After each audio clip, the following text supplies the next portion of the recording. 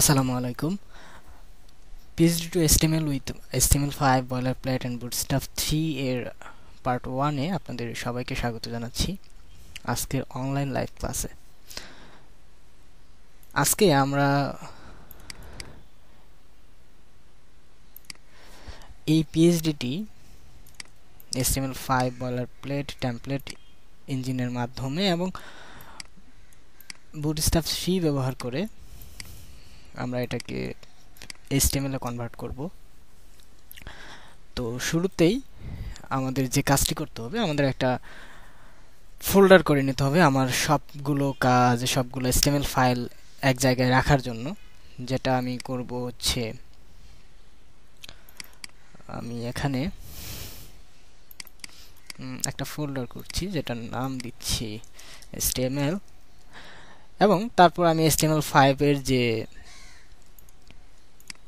boilerplate আছে সেটা download করব। আমি যদি গুগলে লিখি HTML5 boilerplate, তাহলে সবার প্রথমে যে ওয়েবসাইটটা আসবে, এখানে দেখা যাচ্ছে the web's most popular front end template। তার মানে আমরা এটা ব্যবহার করে আমরা খুব সহজেই ফন্ট এন্ড ডিজাইন, মানে ওয়েবসাইটের যে সামনের ভিউ সেটাকে বলে ফ্রন্ট এন্ড, এবং অ্যাডমিন প্যানেল সেটাকে বলে ব্যাক এন্ড।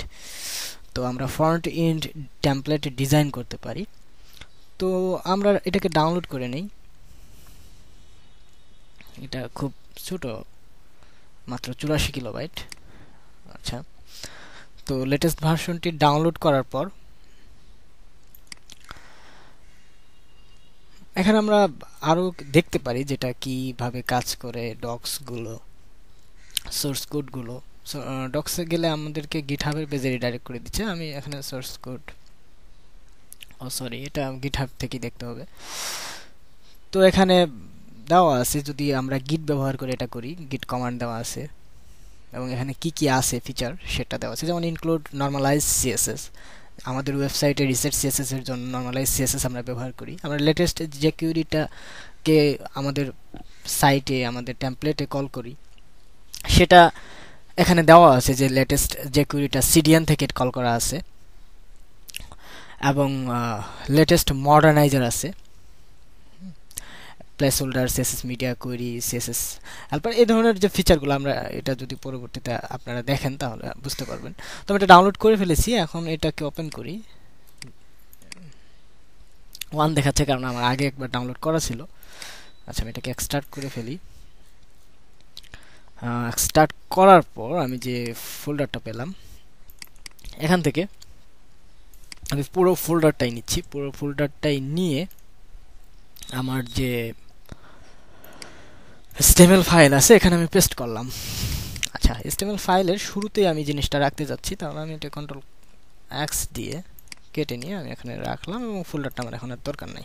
ওকে, আচ্ছা, এখানে পুরো একটা ওয়েবসাইটের জন্য যে ফাইলগুলো দরকার, একটা HTML ফাইলের জন্য, HTML টেমপ্লেটের জন্য, HTML টেমপ্লেট বলতে বোঝাচ্ছে একটা ওয়েবসাইটই, এবং সেই টেমপ্লেটটা যেন আপলোড করলে একটা ওয়েবসাইট আপ এন্ড রানিং হয়। আচ্ছা, এই জন্যই এখানে ফেভিকন সহকারে ফেভিকন 404 HTML, htaccess, তারপর হচ্ছে robots, human dot text, country, channel lock, এই বিষয়গুলা এবং দেওয়া আছে। শুধু তাই না, এখানে গিট কমান্ডের জন্য গিট অ্যাট্রিবিউট, গিট নর দেওয়া আছে, এবং এখানে এমডি ফাইলও দেওয়া আছে। আচ্ছা, এগুলো আমার দরকার নেই। আমার যে ফাইলগুলো দরকার সেটা হচ্ছে,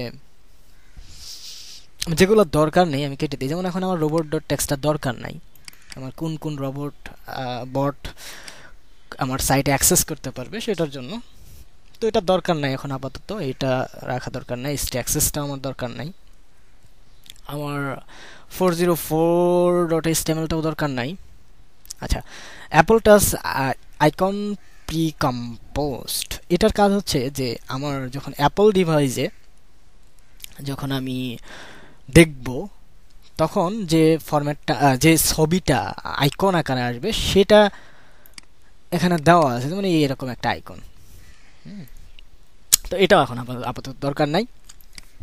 চ্যানেল লক দরকার নাই, কন্ট্রিবিউটর দরকার নাই, গিট নোট দরকার নাই, আমি সব ডিলিট করে দিচ্ছি। ক্রস ডোমেইন দরকার নাই, ফেভিকনটা থাকতে পারে,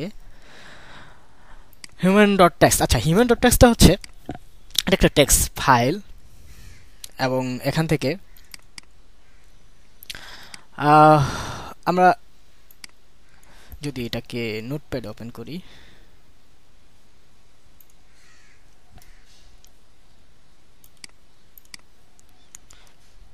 তার মানে এখানে আসলে হিউম্যান টেক্সট ডট ওআরজি সাইটের একটা রিসোর্স। যেহেতু আমি বললাম এটা একটা HTML5 এর কমপ্লিট টেমপ্লেট, এই জন্য এখানে বিভিন্ন ওপেন সোর্স যে রিসোর্সগুলো আছে সেগুলা এখানে ব্যবহার করে একটা কমপ্লিট HTML টেমপ্লেট রেডি করা আছে। আচ্ছা, তো এখান থেকে হিউম্যান টেক্সট যেটা এখানে আসলে মূলত ব্যবহার করা হয় কোনো একটা ওয়েবসাইটে, হিউম্যান ডট টেক্সটটা দেওয়া হয় যে আমার ওয়েবসাইটে কে কে তৈরি করার জন্য আমি কার কার কাছে কৃতজ্ঞ, আমার ওয়েবসাইটে কি কি ফিচার আছে, আমার ওয়েবসাইটে কি কি স্ক্রিপ্ট ব্যবহার করেছি, এগুলা একটা টেক্সট ফাইল রাখা যায় ওয়েবসাইটের মানে রিসোর্সের ভিতরে, রুট ডিরেক্টরিতে। সরি, তো এটা না ব্যবহার করলেও সমস্যা নেই, তো আমার এটা আপাতত দরকার নাই, তো রেখে দিতে পারি এটা, যে তোমার সমস্যা ক্রিয়েট করবে না, হিউম্যান ডট টেক্সটটা থাকুক। ওকে, তো লাইসেন্সটা দরকার নাই, রিডমিটাও দরকার নাই। ওকে, আচ্ছা, আমার বাইরের যে রুট ফাইলগুলো এটা ক্লিয়ার হলো। আচ্ছা, এখন জেএস এর ভিতরে দেখি কি কি জেএস আছে। জেএস এর ভিতরে আমার ভ্যান্ডর, এর ভিতরে জেকুইরির যে 1.10 ভার্সনটা আছে, মডার্নাইজারটা আছে। আচ্ছা, এখানে মেইন ডট জেএস আছে, এখানে হচ্ছে আমার জেএস লেখার জন্য। আমি যদি কোনো কাস্টম জেএস লিখি তাহলে আমি এখানে লিখবো, এই জন্য একটা ফাইল করাই আছে। আর প্লাগইন ডট জেএস যেটা, এটা আমার জানা নাই, এটা এই বয়লার প্লেটের সাথেই দেওয়া থাকে, এটা থাকতে পারে। যেমন ভ্যান্ডরের ভিতরে যে মডার্নাইজার আছে এই দুটো আমরা ব্যবহার করি, এবং এটা এমআইটি লাইসেন্স আছে। তো এখন আমরা যদি জেএসটা ক্লিয়ার, আচ্ছা, তারপর ইমেজের ভিতরে যদি যাই, আমার এখানে কোনো ইমেজ নেই, একটা গিটনর ফাইল আছে, এটা আমরা ডিলিট করে দিতে পারি, কারণ আমি গিট ব্যবহার করছি না, গিট সার্ভারে আমি এটা কাজ করছি না। ওকে, এখন ডকের ভিতরে কিছু মার্ক ডাউন ফাইল আছে। এমডি ফাইল বলতে বোঝায় মার্ক ডাউন। এখানে মার্ক ডাউন ফাইলটা দরকার নাই, আপনারা ওপেন করে দেখতে পারেন, আমি এখন আর ওপেন করতেছি না সময় স্বল্পতার কারণে, ডকটা আমার দরকারই নেই টোটালি। ওকে, এবং সিএসএস এর ভিতরে মেইন ডট সিএসএস, এখানে হচ্ছে আমার মূল স্টাইল শিট, এবং নর্মালাইজ ডট সিএসএস এটা আমরা ব্যবহার করি অনেক সময়, না আমরা সবসময় ব্যবহার করি এটা, HTML5 সাপোর্টেড ওয়েবসাইটের জন্য এটা ব্যবহার করি আমরা। ওকে, তো এখন এই হচ্ছে আমার HTML বয়লার প্লেট, কিন্তু মূল জিনিসটা আমি দেখানি, যেটা হলো ইন্ডেক্স ডট HTML। ওকে, আচ্ছা, ইন্ডেক্স ডট HTML এ খুব সুন্দরভাবে কোডটা করা আছে ফার্স্টেই, এবং আমি শুধু এখন কাজ করব হচ্ছে বডিতে। যেমন এই হচ্ছে আমার বডি, এই হচ্ছে আমার content area, add your site element here. Okay, আর এটা যদি আমি রান করি সরাসরি দেখতে পাবো শুধু একটা টেক্সট আছে, hello world this is HTML5 boiler plate.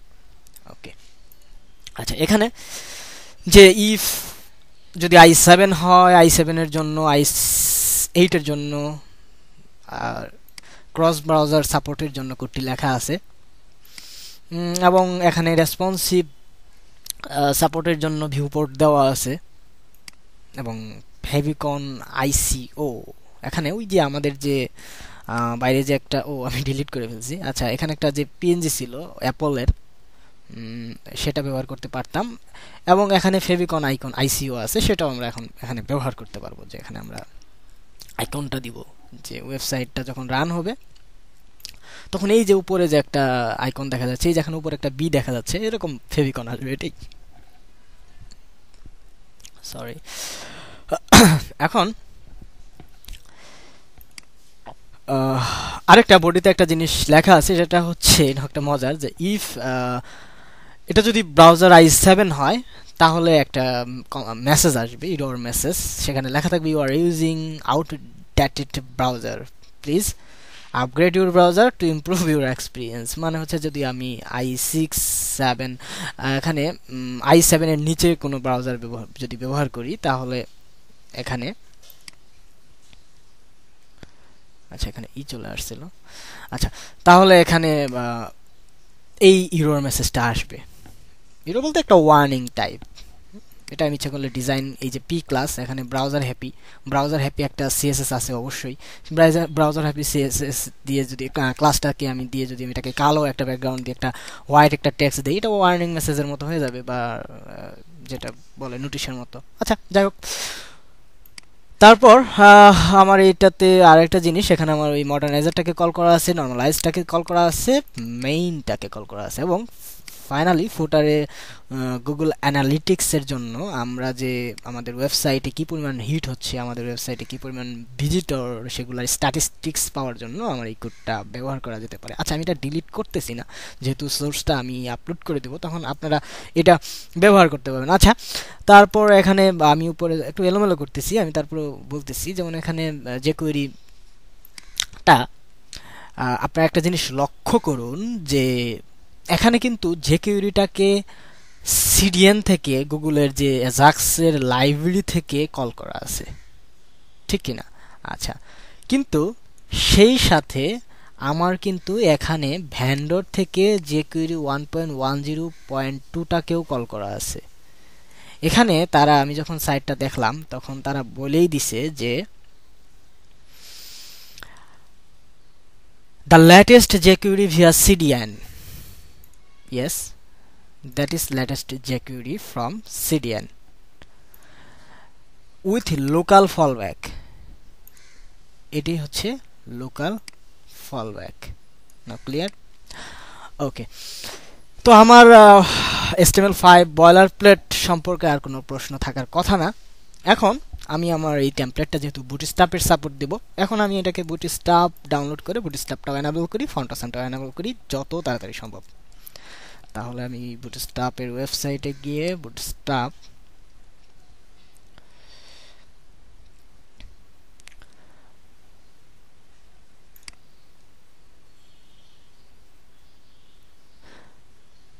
তো আপনারা বুটস্ট্র্যাপ এবং ফন্টাসান ব্যবহার করা ইতিমধ্যেই পূর্ববর্তী টিউটোরিয়ালগুলোতে দেখেছেন এবং লাইভ ক্লাসেও দেখানো হয়েছে, তাই আমি আর টিউটোরিয়ালের সময় বা লাইভ ক্লাসের সময় কমানোর স্বার্থে আমি সেটা করে নিচ্ছি অফলাইনে, এবং আমি পার্ট 2 দেখার জন্য আপনাদেরকে আমন্ত্রণ জানাচ্ছি।